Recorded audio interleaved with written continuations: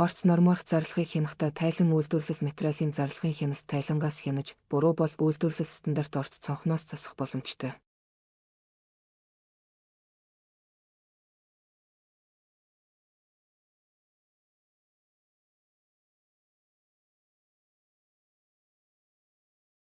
Материал орсон бэлэн бүтээгдэхүүний борлуулсан тоон зөрүүтэй харагдаж байвал тухайн барааг дахин өөр барааны орц норм хэсэгт тохируулсан байна гэсэн үг.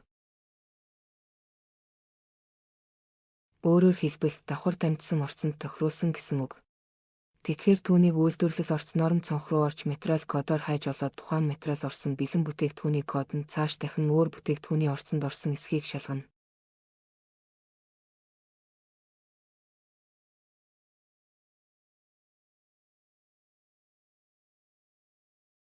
Уг тохируулсан хэмжээг буруу тохируулсан байх магадлалтай учраас шалгаад буруу байвал засаад хадгална.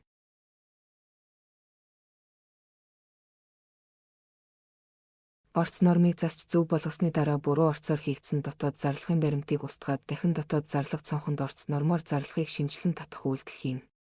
Дараа нь барааны гүйлгээ, үлдэгдлээ дахин шалгаарай.